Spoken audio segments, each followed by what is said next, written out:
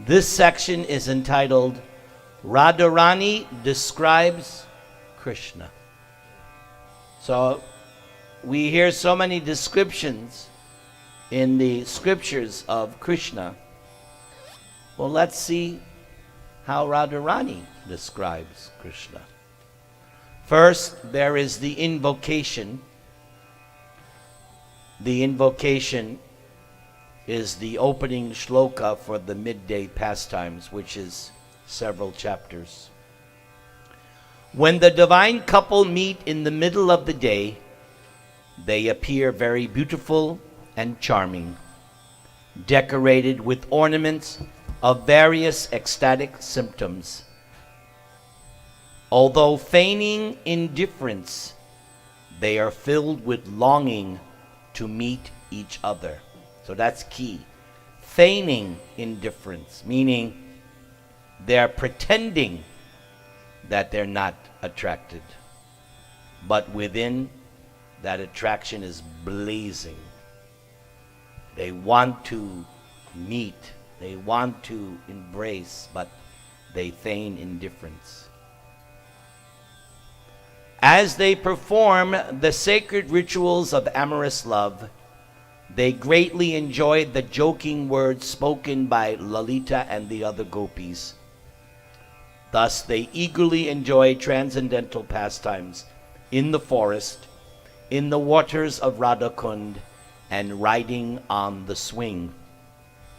They enjoy various pastimes, such as Radha's stealing the flute, drinking honey, worshipping the sun god, and various kinds of amorous pastimes. I meditate on this Sri Sri, Radha, and Krishna. So that invocation verse sets the scene for the whole contents of this midday pastimes. I meditate on Radha and Krishna, who are served by their eternal associates and who are very eager to enjoy various transcendental pastimes in the middle portion of the day. In other words, when we say, or when the scriptures say, that Krishna is the supreme enjoyer, it's not a bluff, it's not a joke. He actually is enjoying always. And if you read this book, you'll see from morning through 24 hours, Krishna is simply enjoying. That's why it's ludicrous to even think that you can imitate Krishna. Impossible. We're not fit. We are just not fit. But we are fit to become the servant of the servant of the servant of the servant of the servant.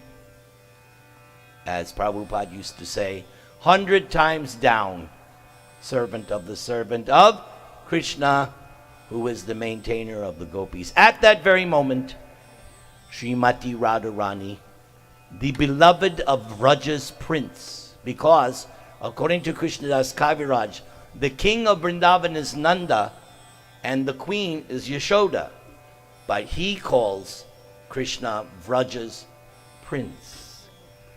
Rädhäränee approached nearby. Her mind was strongly drawn to her beloved Krishna.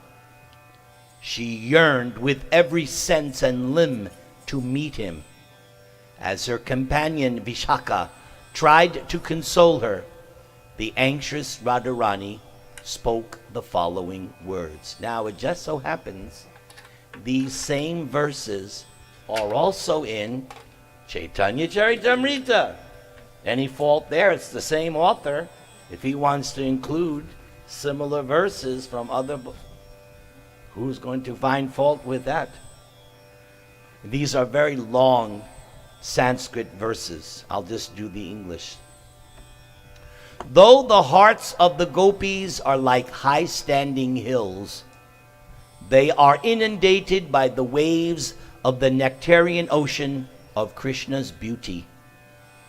The touch of his body is cooler than millions and millions of moons together, and the nectar of his bodily fragrance overfloods the entire world.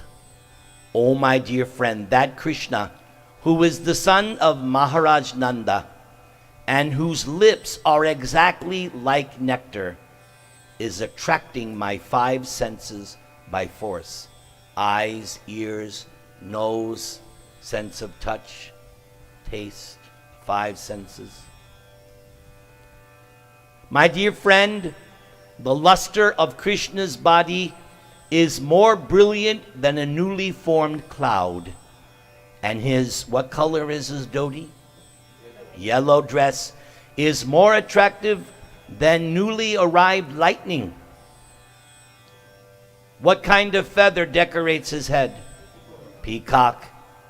And on his neck hangs a lovely necklace of brilliant pearls. As he holds his charming flute to his lips, his face looks as beautiful as the full autumn moon.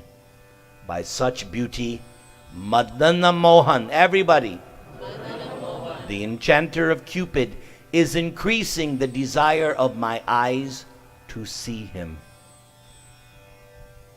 My dear friend, the Supreme Personality of Godhead, Krishna, has a voice as deep as a cloud resounding in the sky. In the Bhagavatam, many times, it's described that when Krishna speaks, it's like the rumbling of clouds. Very deep, deep voice. He has a voice as deep as a cloud resounding in the sky. With the tinkling of his ornaments, he attracts the ears of the gopis, and with the sound of his flute, he attracts even the goddess of fortune and other beautiful women. That personality of Godhead known as Madana Mohan, whose joking words carry many indications and deep meanings, is increasing the lusty desires of my ears.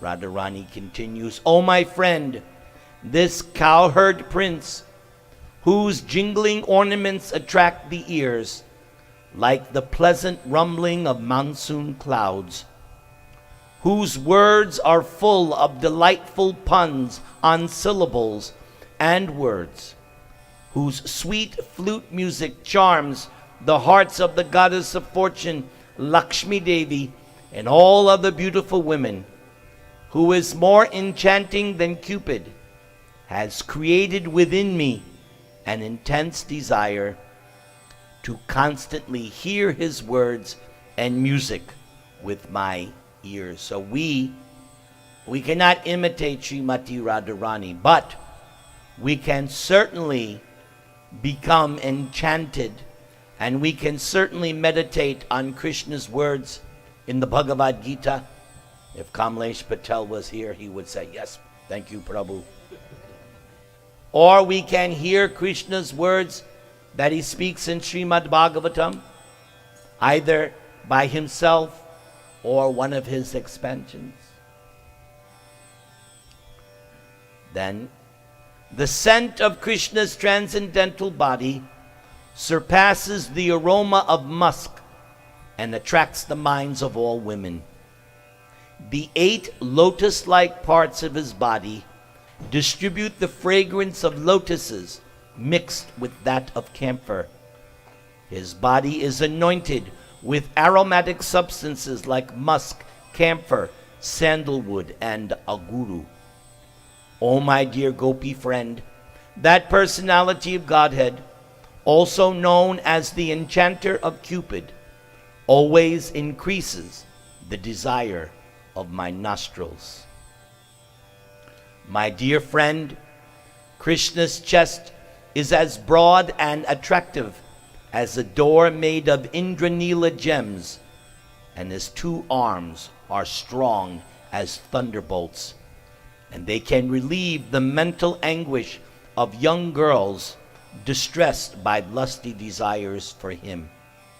In this way, the attractor of Cupid, what's his name? Madana Mohan, is increasing the desire of my bosom.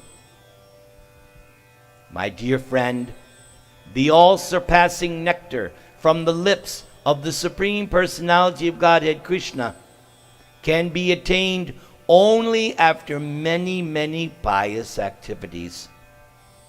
For the beautiful gopis of Vrindavan, that nectar vanquishes the desire for all other tastes. Madana Mohan, everybody say. Always choose pan that surpasses the nectar of heaven. Should we chew pan? No. Otherwise we're trying to imitate Krishna. He can chew, not us. He is certainly increasing the desires of my tongue. So she went through these and showing how all of her senses are attracted by Krishna. And in the Bhagavatam there is that chapter where the gopis are describing the miraculous effects of Krishna's flute. And there's one passage where it says that the Aborigine girls, they take the dust of Krishna's feet and smear it on them to cool down their burning lusty desires. Nothing satisfies them but that dust from Krishna, which they get from the ground. That is the only thing that cools them and satisfies them. So for us, if we're distressed, we should simply chant the Maha Mantra. Everybody. Hare Krishna, Krishna Krishna, Hare Hare, Hare Rama, Rama Rama, Hare Hare. Because that phrase, Krishna Varnam, the name of Krishna was always in Lord Chaitanya's throat. Either he was chanting or describing or glorifying Krishna. Krishna Varnam. It was always Krishna. And I remember the devotees used to tell me when I was Bhakta Nick, they said, Prabhu, when you eat prasadam, Lord Chaitanya used to chant in between bites. So I said, oh, then I have to do that too. Hare Krishna. I guess that's why I ate so much prasadam.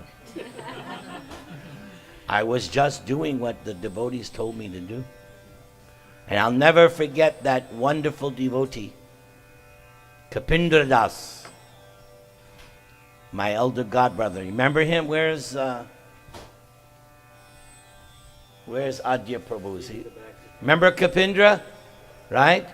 He used to be a Hasidic Jew. I was very impressed.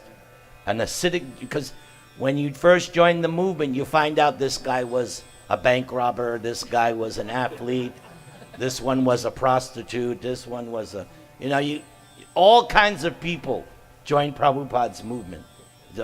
And everyone had their fascinating story, So this Pinja was a Hasidic Jew, with the sikas on the side and, the hat.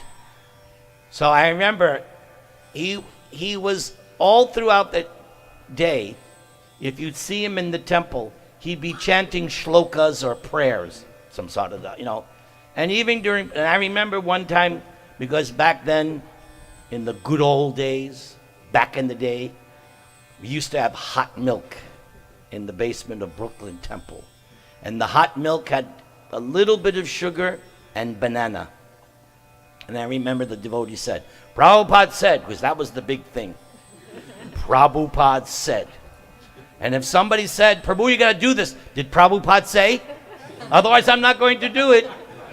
It has to be what Prabhupada said. Yes, Prabhupada said. Okay, then I'll do. So the devotees used to tell me, Prabhupada said that when you drink milk, this devotee was Madhu Mangal. Remember Madhu Mangal, Das Brahmachari? So Madhu Mangal told me, he had these ears like this, And he was very because in the Brooklyn Temple, the Maha was locked up in a secret closet. And only the big guns could get the Maha. But these guys, there was a certain crew, they would unhinge the lock, and you'd get woken up in the night. Narendra, come here. Shh. And there'd be this huge Maha feast at midnight. Shh, Prabhu, shh. And there'd be puris and samosas and wow, transcendental thievery. So I remember Madhu Mangala said, Prabhupada said that when you drink milk, it should be, is there sugar in this? That's how much sugar should be in the milk. It should have just a bit so that you say, is there sugar in this milk? So one time we would, and not only would we drink milk, but someone would read Krishna book. This would be in the basement of the temple. So somebody would read a Krishna book story, and everyone would sit around, and you would get 2 cups, because the milk was hot, hot, hot. So they taught you, this is how you drink milk. You take the milk, pour it in 1 cup, you keep pouring it until it becomes good enough so it's not so hot. So you'd have your 2, and the cups, of course, were plastic, because it's got to save money, Prabhu. So you'd have these 2 hot cups of plastic, it's like, yeah. And you would go like, and of course it would spill, and there'd be, as soon as the milk spilled, there'd be Kapindra on his hands and knees, Samsara Nanalido. He'd be chanting Gurvashtakam prayers because it was prasadam. Prabhu, you cannot waste prasadam, Prabhu. So every drop of milk on the floor, Kapindra would lick. I was like, wow, this he's a pure devotee. And I sometimes imitated. I remember once, like a little puppy dog for Krishna. Those were the good old days in ISKCON. And then Sunday feast, that was great. Because Sunday feast, a guest would come, and there'd be so much, half-eaten plates. So they would be in the garbage. And then there'd always be a crew of brahmacharis. They would attack that garbage can and get out the samosas and the gulab-jamins that the karmis didn't eat. Those were the days. Hare Krishna, Krishna Krishna, Hare Hare, Hare Rama, Rama Rama.